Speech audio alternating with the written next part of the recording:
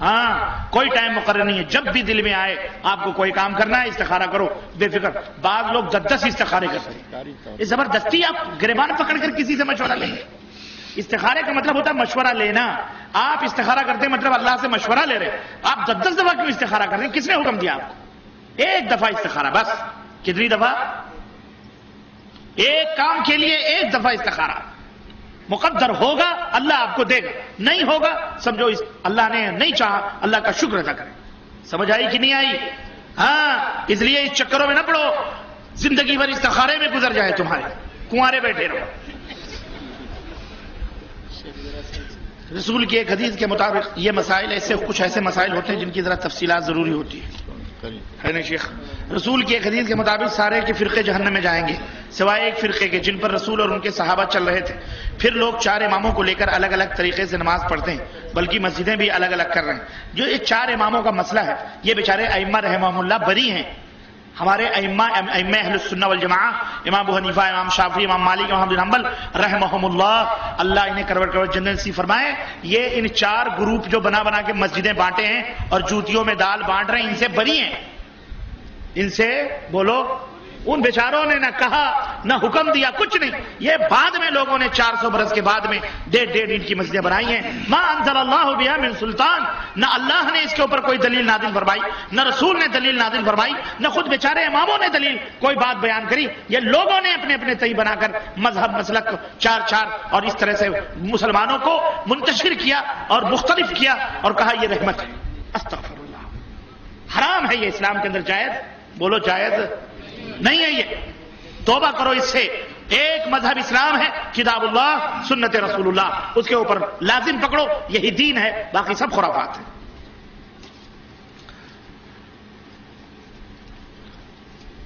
اللہ تعالیٰ قرآن پاک میں سورہ مائدہ کی آیت نمبر 51 میں ارشاد فرماتے ہیں جو یہودیوں کا ساتھ دے وہ یہودی ہے مسلمان۔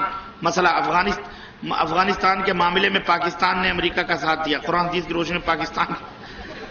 واہ بھائی واہ، آپ مشرف جی سے پوچھیں آپ کیا ہیں؟ نہ میں صدر ہوں پاکستان کا، میں نے جانتا ہوں ان کی اپنی کیا حالات تھے، ان سے پوچھیے آپ کہ جناب آپ یہودی ہیں کہ مسلمان ہیں؟ پاکستانی عوام نے ساتھ نہیں دیا۔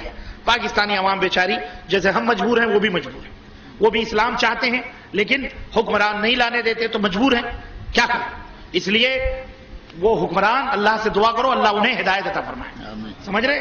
ورنہ اس میں پاکستانی عوام نے کوئی ساتھ نہیں دیا اور نہ ہی پاکستانی عوام ان کے ساتھ ہے، جو ساتھ ہیں ان کا حشر ان کے ساتھ ہے۔ ٹھیک، جزاک اللہ خیر۔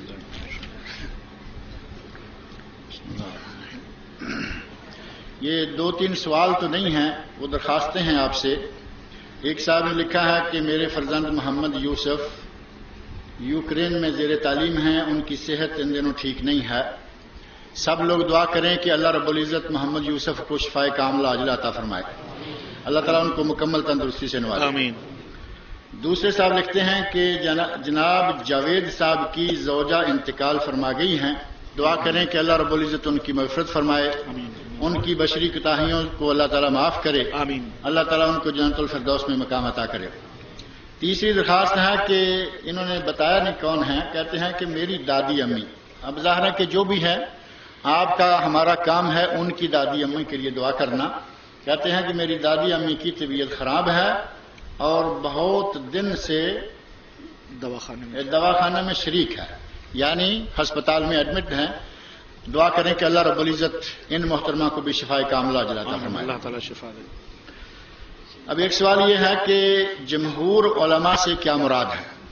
یعنی عموماً یہ کہا جاتا ہے کہ اس سلسلہ میں جمہور اہل علم یا جمہور علماء کی رائے یہ ہے، تو وہ مسئلہ جس میں جمہور کا ایک لفظ تو جمہوریت بڑا معروف ہے، جمہوریت جس کے پاس 51 ووٹ وہ صدر اور جس کے پاس 49 وہ فیل، جمہوریت تو یہی ہے نا۔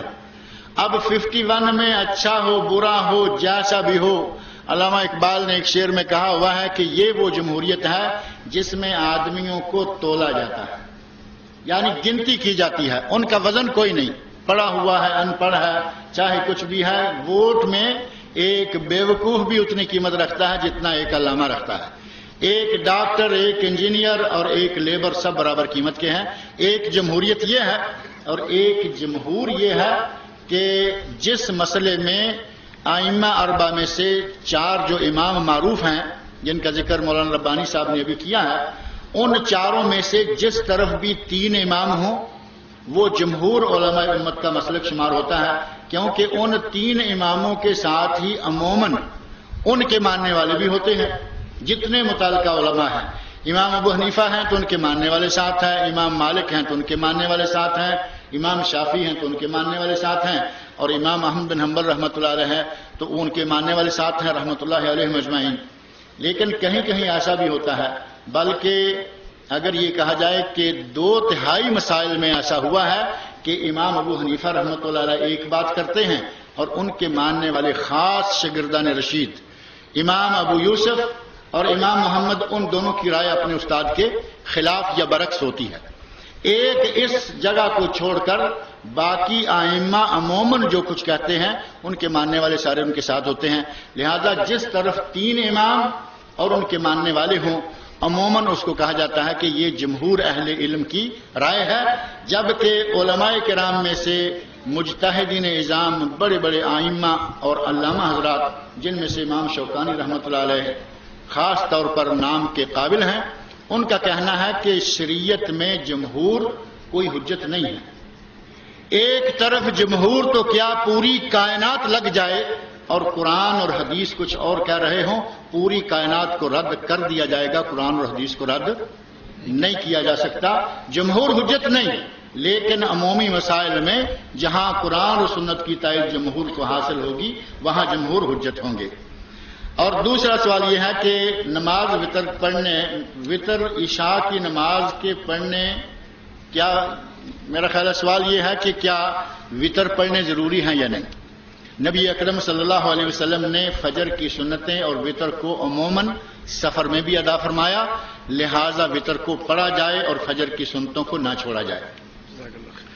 ایک سوال نہیں ہے، یہ ایک معلومات کے بارے میں ہے کہ آپ کا جدہ مکہ ریڈیو سے جو پروگرام آتا ہے وہ کب اور کن کن دنوں میں آتا ہے. اس سلسلہ میں عرض یہ ہے کہ یہ پروگرام جمعہ کو 3:30 بجے دوپہر اور پیر کو 3:30 بجے دوپہر 2 دن ہفتے میں آ رہا ہے، اور یہ FM 103.6 یہ FM پہ ابھی یہاں شرقیہ میں الحمدللہ شروع ہو گیا ہے، درمیان میں کچھ عرصہ نہیں آ رہا تھا.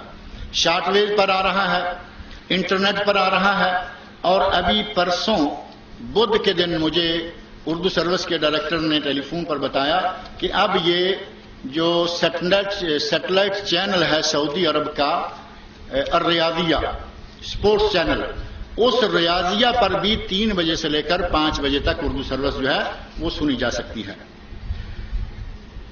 کیا زکوٰۃ اپنے خاص بہن اور بھائی کو دی جا سکتی ہے یا نہیں؟